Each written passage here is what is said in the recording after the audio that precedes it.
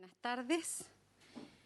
Quiero, junto con el senador José García Ruminot, estamos presentes, saludar al señor ministro de Educación que se encuentra presente, a la subsecretaria de Educación Parvularia, a las y los asesores tanto del Ejecutivo como asesoras y asesores de los parlamentarios y parlamentarias, y por cierto a nuestra secretaría, todo el equipo de informática que hacen posible esta transmisión.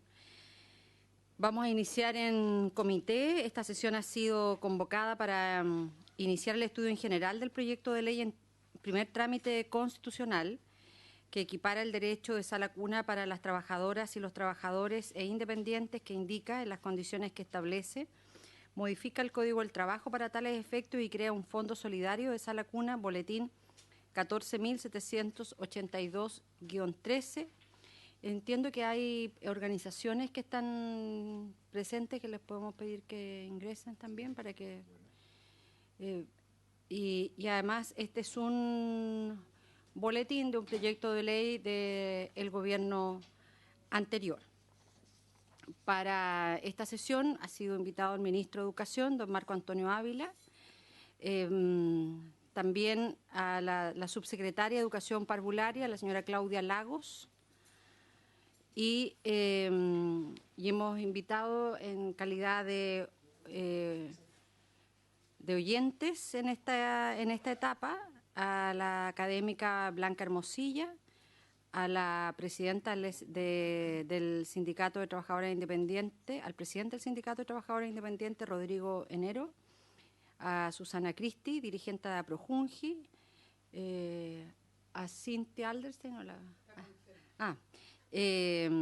a Lidia Mancidior, de Sinafi, a Tania Vanessa Gutiérrez, de Integra, a Belia Toro, a May Pinto, no sé si me falta alguien, bueno, todas muy bienvenidas a esta sesión. Vamos a iniciar el estudio en general de este proyecto de ley y quiero ofrecerle la palabra de inmediato al señor ministro. ¿Sí? Lo que pasa es que hay cuenta, yo no sé si eso lo vamos a hacer cuando tengamos cuenta. Cuando llegue el senador, no sé si el senador Sangüesa vendrá. Muchas gracias. Ya. Mientras la instalamos. Señor ministro, tiene usted la palabra. Muy buenas tardes, Presidenta, por su intermedio saludar al senador García Ruminot, también saludar, ¿no es cierto?, a quienes hoy día asisten de manera, ¿no es cierto?, como oyente, y también ojalá en el futuro escuchar sus intervenciones y aportes, ¿no es cierto?, a este proyecto. Bueno, en primer lugar señalar que si bien este es un proyecto de ley que se origina, ¿no es cierto?, y es presentado por el gobierno anterior, me imagino, ¿no?, que es posible compartir algunos de sus objetivos en términos generales o aquello que busca, que es ampliar la oferta de formación y de acompañamiento en la trayectoria educativa de niños y niñas, ¿no es cierto?, de 0 a 6 años, y de la misma manera también favorecer la inserción laboral femenina, que es algo, ¿no es cierto?, que sin duda alguna todos los proyectos de este tipo buscan, y particularmente el de nuestro gobierno, que se declara como un gobierno feminista. Este proyecto de ley que propone un financiamiento de los empleadores para el derecho a la sala cuna universal y que de alguna manera, ¿no es cierto?, se fija a través, ¿no es cierto?, del requisito de las cotizaciones, sabemos que no termina ni se acaba en esto, sino que más bien es un punto de partida para el cual creemos que, no siendo este un proyecto de nuestro gobierno, sin embargo, estando hoy día en trámite, debería ser posible, ¿no es cierto?, poder presentar en el futuro un conjunto de indicaciones que nos permita hacer aquellas modificaciones que nos permitan también sostener un sistema de educación pública, de financiamiento estatal y que responda, ¿no es cierto?, a los requerimientos del país. Es por eso que hoy día hemos venido junto a la subsecretaria a presentar nuestra postura, ¿no es cierto?, respecto de cómo ha sido diseñado este proyecto y cuáles son nuestras vías de acción para las próximas semanas y meses, probablemente mientras dure esa tramitación. Yo solo quiero también señalar en esta sesión el aporte, ¿no es cierto?, y la disposición de usted, Presidenta, ¿no es cierto?, a poder dialogar respecto de cómo podemos ir haciendo mejoras a este proyecto que claramente no compartimos, de la misma manera, ¿no es cierto?, que la participación de destacadas, ¿no es cierto?, académicas como Blanca Hermosilla y otras que han estado disponibles para poder aportar a un proyecto que entendemos no tiene que propiciar el lucro en la educación parvularia, sino que más bien convertirse en una oferta para el segmento de la trayectoria de 0 a 6 años, y es por eso que vemos muy pertinente la acción definida, ¿no es cierto?, de nuestro gobierno, en particular respecto de aquello que nosotros podemos aportar desde el sector educación.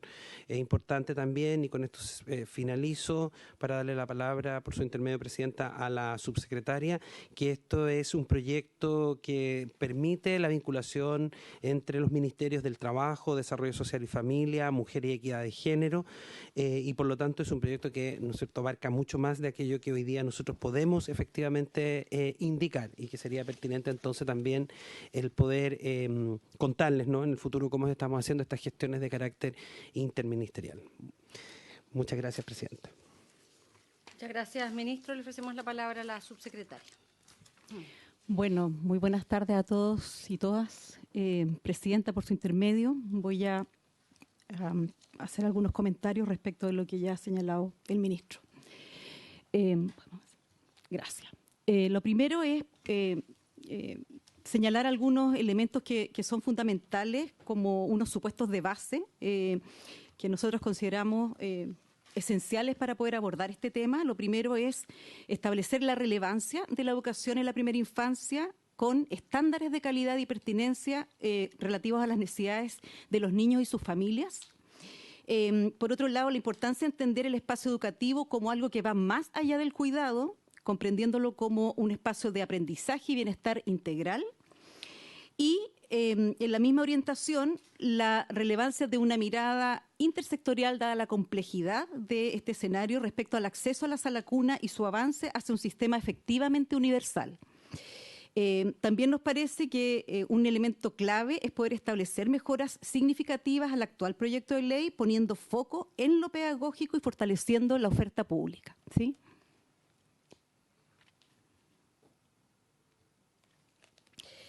Algunos antecedentes que, bueno, ya se han señalado, pero es importante tener a la vista. En el mes de enero de este año, el año pasado, para ser más precisa, se ingresa el proyecto de ley que inició el presidente Piñera y que su objetivo principal es equiparar el derecho de la sala cuna para las trabajadoras dependientes e independientes, modifica el Código del Trabajo y crea un fondo solidario de sala cuna.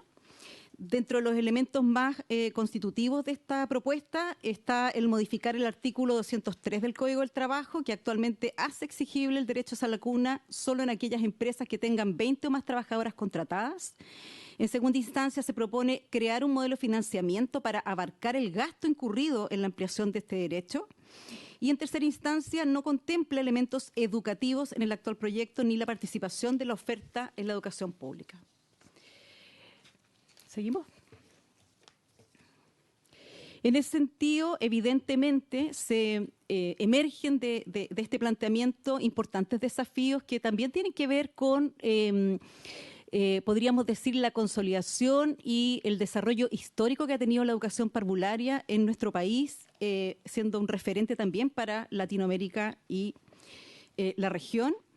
Y desde esa orientación nos parece central poder centrar la discusión en la inclusión de una perspectiva educativa con toda la complejidad que eso conlleva, es decir, por supuesto, desestimando que el cuidado es suficiente, alcanza o es lo que los niños necesitan en el periodo que abarca el proyecto, relevando la importancia y la complejidad que tiene las oportunidades de aprendizaje, desarrollo y bienestar que deben ofrecerse a niños y niñas en esta etapa crítica de la vida.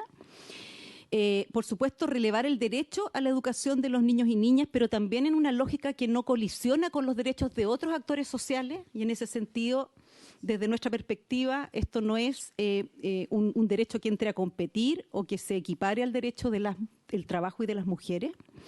Relevar la importancia de la educación pública inicial, que ese es un esfuerzo sostenido que hemos venido desarrollando, que no podemos en el fondo desperdiciar.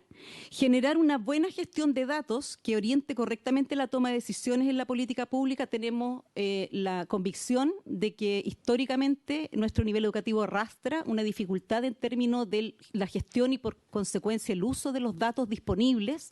Tenemos distintos sostenedores que establecen distintas maneras de comprender y de utilizar los datos. Eso genera bastantes complejidades respecto de decisiones importantes, como por ejemplo tener plena conciencia de cuánta es la disponibilidad de matrícula que existe, los criterios que se utilizan para que los niños sean aceptados en la sala cuna y el jardín, y muchas decisiones que, dado que no existe esta gestión adecuada, muchas veces se superponen decisiones y acciones que dan cuenta que urge en el fondo poder relevar la claridad que debemos tener, el acceso igualitario a esta información que nos permita coordinar los servicios, coordinar las acciones y poder centralizar como Subsecretaría de Educación Parvularia la mayor cantidad de acciones posibles. Por ejemplo, el tema de la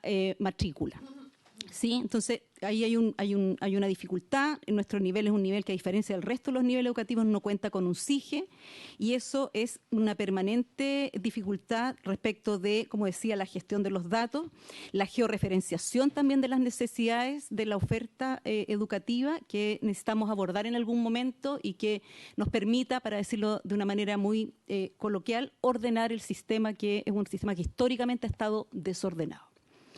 Y por supuesto, quizás lo decía ya el ministro, pero es algo en lo que tenemos que detenernos también, es la importancia de la articulación intersectorial. Y ahí, bueno, como ya se ha señalado, la complejidad del contexto, la complejidad de las decisiones que involucran este proyecto, nos parece que tiene, por supuesto, una dimensión muy relevante que depende de la mirada, del conocimiento y del campo del Ministerio de Educación, específicamente la Subsecretaría de Educación Parvularia, respecto a la perspectiva del derecho a la educación y todo lo que sabemos y toda la evidencia disponible respecto de qué es lo que debe contemplar una oferta educativa en esta etapa. Pero por supuesto que también involucra otras dimensiones importantes también del intersector, como es todo el aporte y todo el pronunciamiento que debe hacer la Subsecretaría de la Niñez y las Garantías de las Niñeces, el Ministerio de la Mujer y Equidad de Género para favorecer la corresponsabilidad e inserción laboral, y el Ministerio del Trabajo para favorecer la inserción laboral.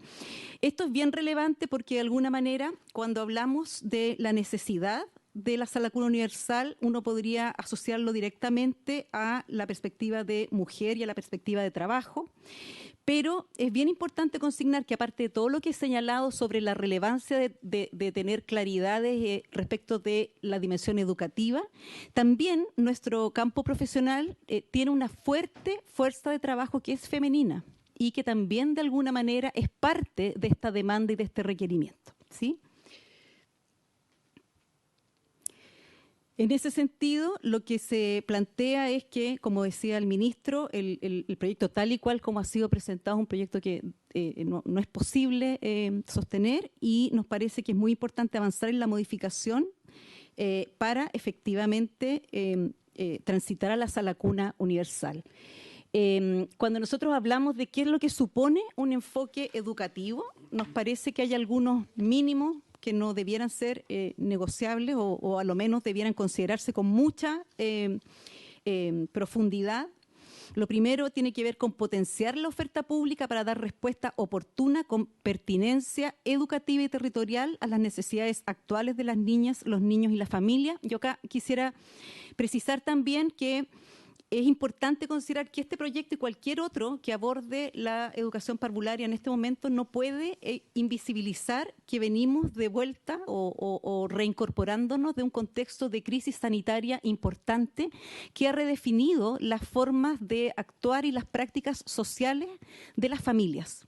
Eso es bien determinante porque eso ha condicionado la aproximación a la educación en todos sus niveles, también la aproximación al trabajo y, por supuesto, ha puesto en evidencia distintas necesidades que también se pretenden abordar en este proyecto. Entonces, desde esa perspectiva, la oferta pública tiene que dar respuesta y si lo articulamos con otras cosas que he señalado, una buena gestión de datos podría dar una mejor respuesta y más oportuna a estas necesidades educativas de los niños en los primeros años de vida.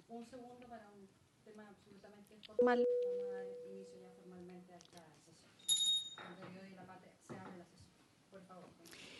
Muchas gracias, senadora. En segunda instancia, como les decía, la mejora de la gestión de la información y de los sistemas de datos para modernizar la toma de decisiones requiere permanentemente la actualización de datos respecto a la oferta pública y la demanda del nivel de sala cuna. Por ejemplo, hoy día sabemos que tenemos, se ha hablado mucho sobre el déficit de matrícula existente predominante en la educación parvularia, pero cuando nosotros contrastamos con los datos que manejamos, sabemos que efectivamente hay algunas regiones donde la oferta es insuficiente. Podríamos mencionar, por ejemplo, la primera, la segunda y la región metropolitana, pero también tenemos plena conciencia y la experiencia de haber visitado regiones en las que hay muchas matrículas ociosas, salas que no están abiertas, niños que no están asistiendo. De alguna manera, eso también está relacionado con algo que ya he señalado, que es la georreferenciación. Tenemos algunos jardines que están muy concentrados en algunos lugares. Nos ha tocado ver incluso manzanas donde hay más de 2 o 3 jardines. Eso entra a poner en disputa el tema de las matrículas y a complejizar, en el fondo, la gestión a nivel territorial. Y por otro lado, tenemos regiones que, dada la ausencia de oferta por la dispersión, por características más geográficas, hace inviable que los niños asistan al jardín. Entonces, es bien importante y quiero enfatizar en la perspectiva de lo que implicaría para el sistema y para la transformación de nuestras acciones el poder avanzar en un buen sistema de gestión de datos. Respecto de lo que implica continuar y focalizar el trabajo intersectorial, a nosotros nos parece que eso es fundamental, eso es algo que no estaba contemplado en las versiones anteriores y nos parece que es de suma relevancia. Es muy importante por la complejidad de la temática, dado que es una temática eminentemente social y que es transversal a distintos actores sociales. Es muy importante que haya un trabajo y una articulación que ya hemos empezado a desarrollar con los ministerios implicados.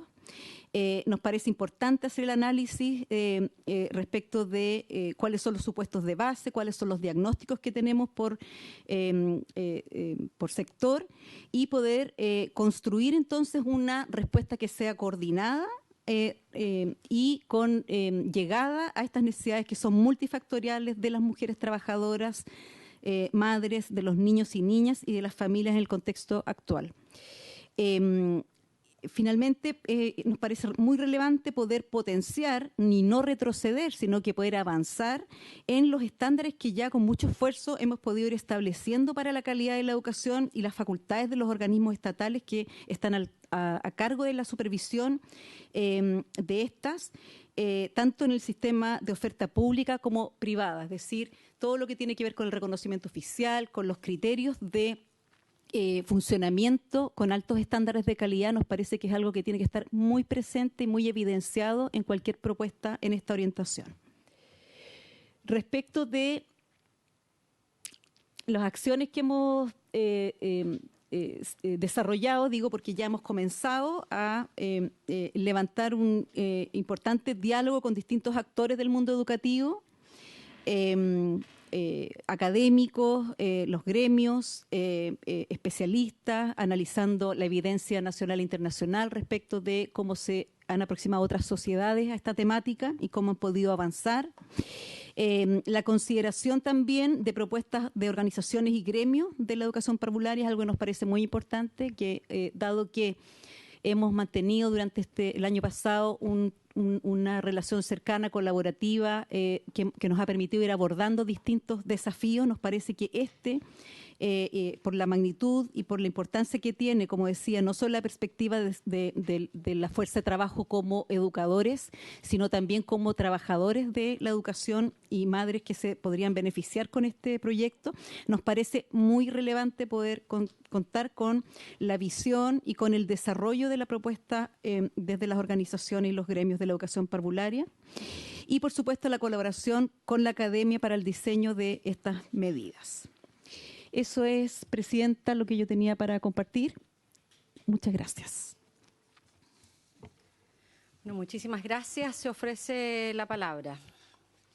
Senadores, tenemos un tema, si podemos dejarlo suspendida la palabra, porque no se había dado cuenta y el senador García quería hacer alguna solicitud al respecto. ¿Tenemos cuenta?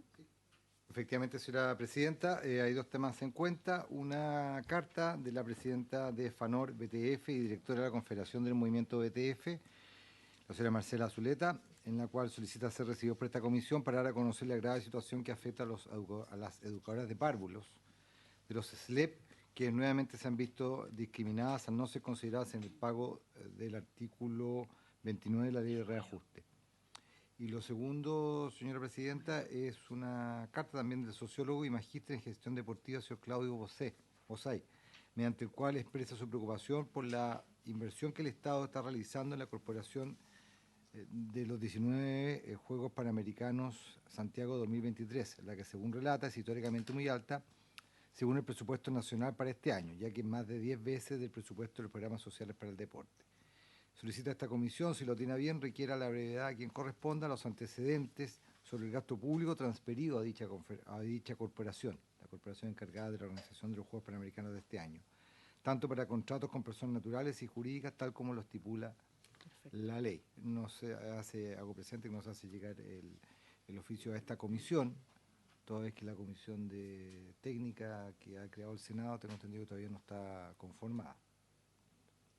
¿Algo más sobre la cuenta? Nada más, señora presidenta. Tengo dos palabras solicitadas, el senador García y el senador Fidel Espinosa. Muchas gracias, presidenta. Saludar al señor ministro, a la señora subsecretaria, a sus asesores.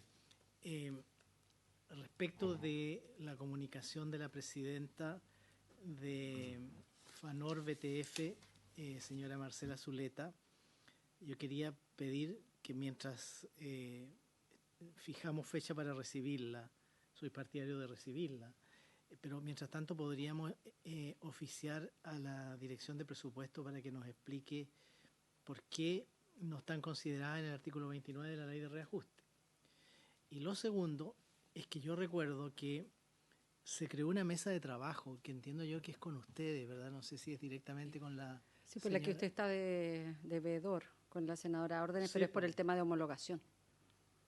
Claro, pero yo creo que... También se podría ver en esa mesa. De alguna manera... Y también está la DIPRES. Cierto, de alguna manera es un poco, digamos, ver las situaciones, las distintas situaciones que le están afectando. Entonces yo no sé si esa mesa está trabajando. Sé que se constituyó, yo no pude, estaba en la Araucanía. La senadora Jimena Órdenes también asistió ella y asistió también en mi representación, pero no sé si, porque de esto ya ha pasado, todo esto debe haber sido mediados de diciembre, una cosa por ahí.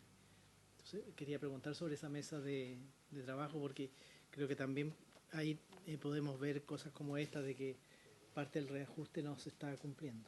Gracias, presidenta. Muchas gracias. Senador Espinosa.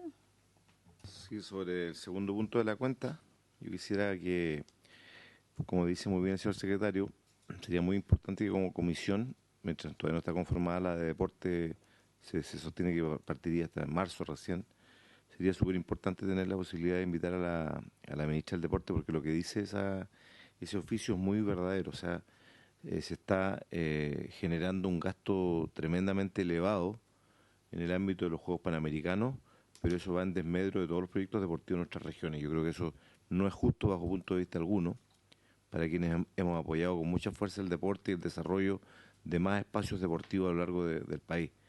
todas las respuestas que se dan de parte del Ministerio de Deporte por proyectos que están atrasados guardan relación a los Juegos Panamericanos de este año. Yo creo que eso sería un despropósito, que toda la inversión se fuera hacia los Juegos Panamericanos y dejáramos de invertir en regiones, en proyectos de espacios deportivos.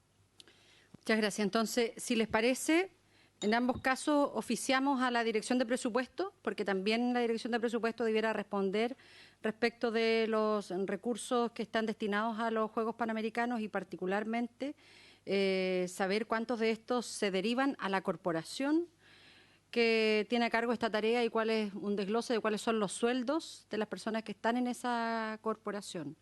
¿Y les parece que oficiamos en el caso de la DIPRES, a la DIPRES, tanto por el tema de BTF, reajuste, como por el tema de los recursos asociados a los Juegos Panamericanos? ¿Les parece? Y también oficiamos a la ministra del Deporte para que entregue un detalle, independiente de que la vamos a invitar a la comisión, pero que lo haga formalmente a esta comisión, con una descripción detallada de todos los recursos que fueron aprobados el año 2022 y cuántos de estos se fueron a sueldos de los funcionarios de la corporación. Y además, en la presentación que le vamos a pedir aquí a la comisión, es que se haga un análisis comparativo también con los recursos asociados al deporte formativo en nuestro país. Con los antecedentes que ha enviado el señor Bosay. ¿Se adelanta que se va a invitar a una próxima sesión? Sí, la adelantamos en el oficio que la vamos a invitar a una próxima sesión. Si les parece, también lo acordamos. Y ya que está aquí la subsecretaria, que entiendo está encabezando la mesa de educación parvularia, le pedimos que la solicitud que ha hecho el senador García Ruminot, en el sentido de que la mesa también aborde este tema. La próxima sesión de la mesa, ¿cuándo es? Porque tuvieron una en enero. Sí, el 26 de enero la segunda sesión. Ya, entonces en esa sesión, que a lo mejor antes de comenzar se pudiera abordar el tema, particularmente el reajuste de las trabajadoras de los BTF. Así lo acordamos. Perfecto. Ahora retomamos las consultas después de la exposición de la subsecretaria. Senador García, ¿tiene alguna consulta? O si quiere, pues yo primero, lo que usted quiera. Parte usted, Presidenta.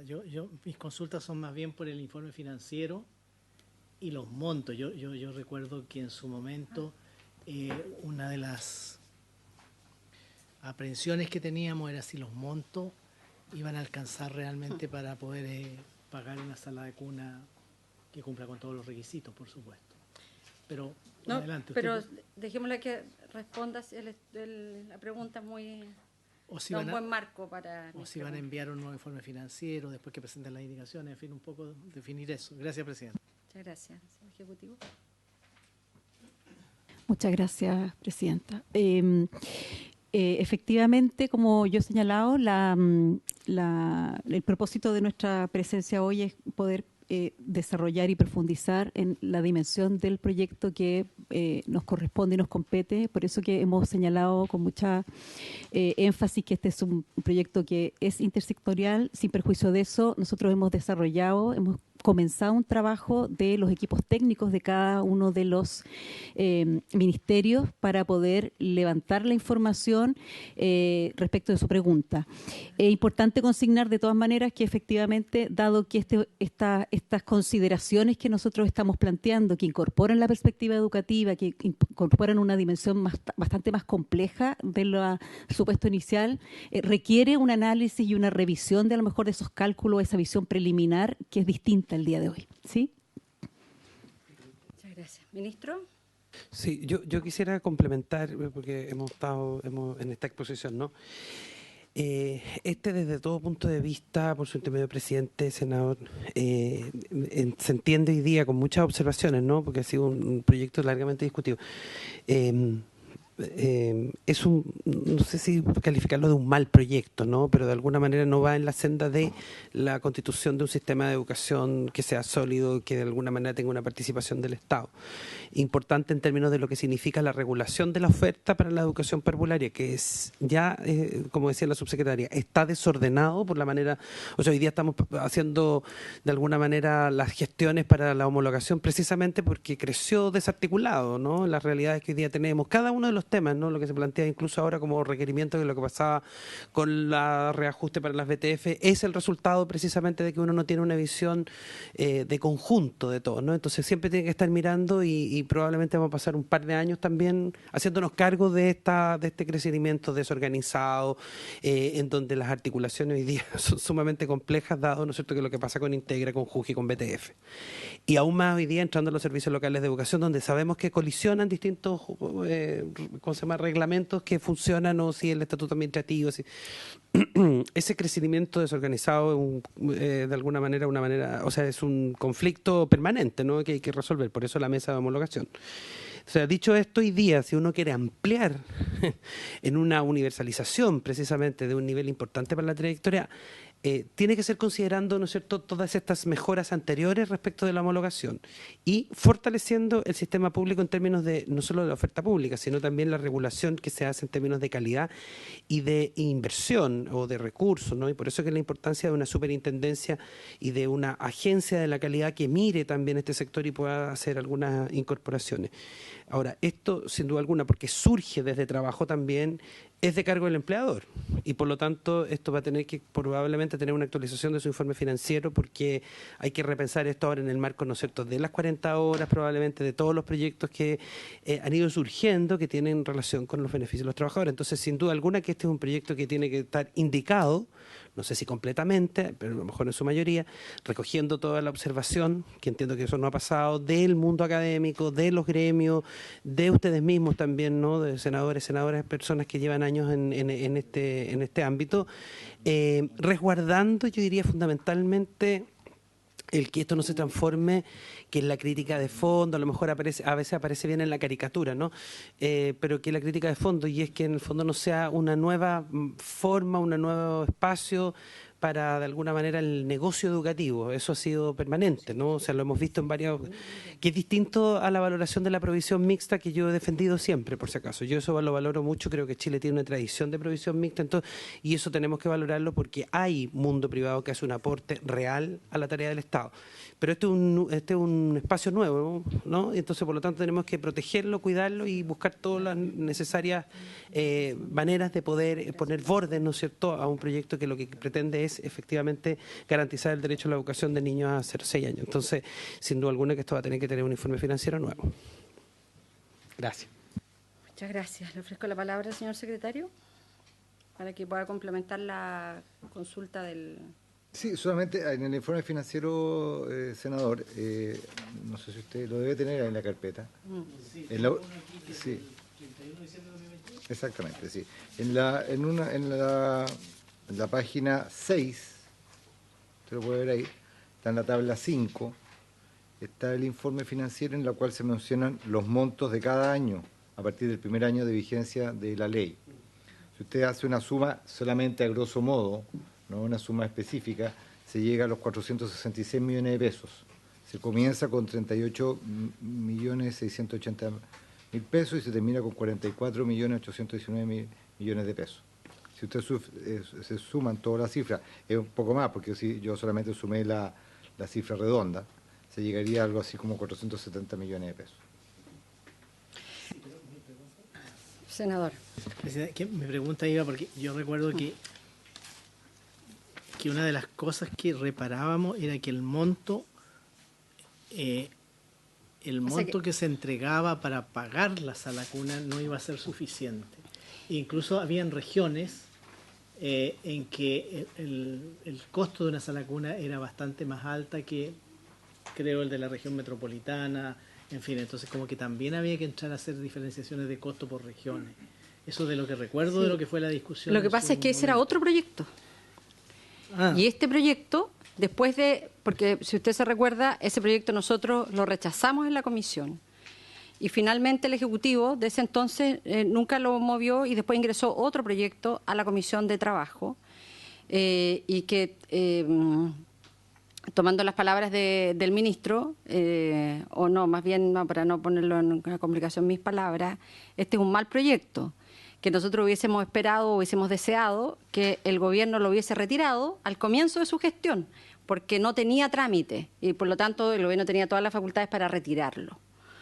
No lo hizo y se avanzó en la Comisión de Trabajo y por eso que ahora viene a la Comisión de Educación. Y por lo tanto, esa discusión que usted señala es parte de los problemas que tiene este proyecto, que no fue parte del debate en la Comisión de Trabajo, pero como usted lo recuerda, sí fue parte de la discusión de otro proyecto que está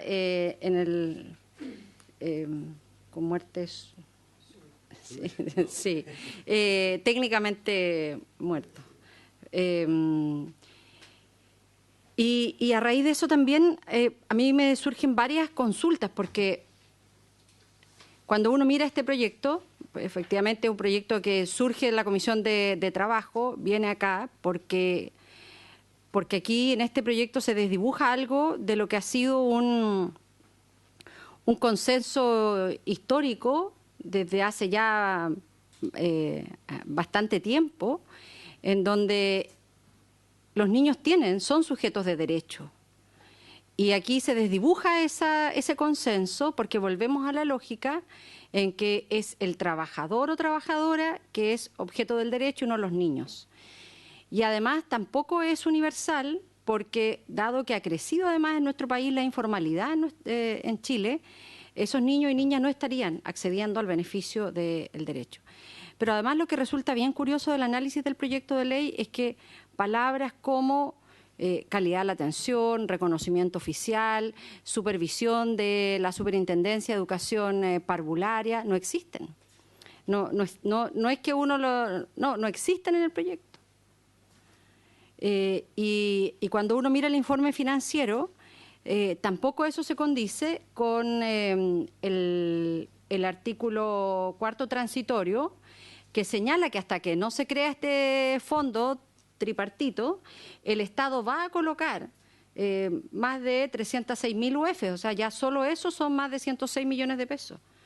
Entonces, yo tengo varias dudas, porque efectivamente este es un proyecto que lo primero que hace es que modifica el Código del Trabajo, lo cual a uno le parecería, en términos generales, yo no tengo dudas ni problemas en eso, que modifiquen el Código del Trabajo, pero ya a partir del título segundo, cuando se crea el Fondo de la Sala Cuna, cuando se establecen los recursos del financiamiento y la administración del fondo, las fiscalizaciones y sanciones. En las fiscalizaciones y sanciones no está la JUNGI, no está la superintendencia, no está ninguna, no está, por cierto, la superintendencia de educación, pero además se incorporan elementos que no pareciera, por lo menos en nuestra lógica, cuadrar, porque por ejemplo, en el artículo 16 se crea el Registro Nacional de Cuidadoras. Y la verdad pensábamos que eso era un término que nosotros habíamos superado, más allá de nuestras diferencias ideológicas, en que a los niños no se les manda a cuidar. Entonces, esto retrotrae los avances que hemos tenido en materia de educación inicial en nuestro país al crear en este artículo este Registro Nacional de Cuidadoras, artículo 16, porque además es como en esta misma lógica, mire, si una señora crió 6 hijos, ¿por qué no va a poder cuidar los niños de la cuadra? Eso es lo que está en este proyecto. Y yo quisiera, además, insisto, en todo el capítulo de fiscalizaciones y sanciones, en el título 4º, artículo 12, la Superintendencia de Educación no existe. O sea, esto lo va a supervisar la Superintendencia de Pensiones, que supervisa los casinos, el lucro y los niños. Entonces, la verdad no se entiende. Yo más bien quisiera preguntarle al Ejecutivo cuánto tiempo va a necesitar para presentar las indicaciones para corregir y cambiar este proyecto de ley. Y la otra pregunta que quisiera hacer es que la subsecretaria dice que históricamente ha sido un sector que ha estado desordenado. Entonces, si nos puede decir cómo es la evidencia, los problemas que ha generado esto y cómo se busca corregir.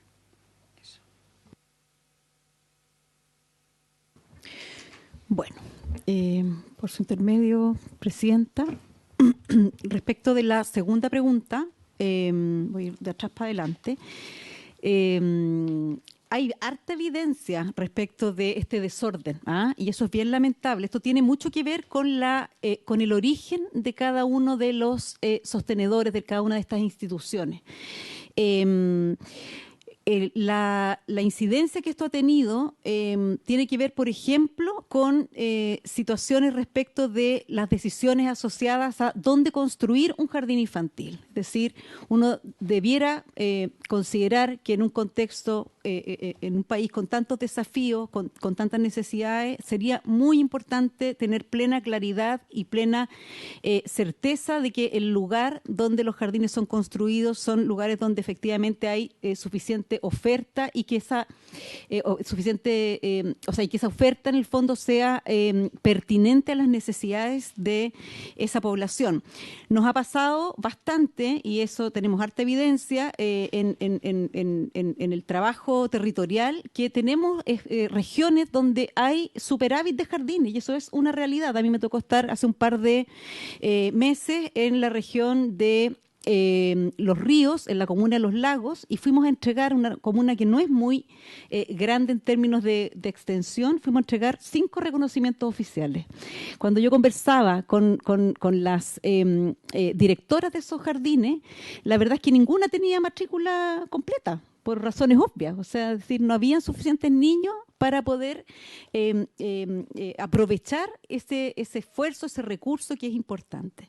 Entonces, eso tiene que ver, más que pensar las causas, o sea, con que el análisis de la georreferenciación, de la localización de los niños y sus familias es algo que debemos permanentemente mirar y dinámicamente. Es decir, a lo mejor también eso es un escenario que hoy día ha cambiado. Sabemos además, por ejemplo, todo el influjo que ha tenido la llegada de población migrante en distintas regiones de nuestro país. Todavía no tenemos total claridad de dónde se están asentando. Sabemos que algunas de ellas van de tránsito por algunas regiones. Eso, por supuesto, que demanda estar mirando permanentemente, estar procesando información que nos permita no avanzar como en hitos de crecimiento, sino que tener una capacidad de permanentemente y progresivamente ir creciendo de acuerdo a las necesidades de nuestro nivel.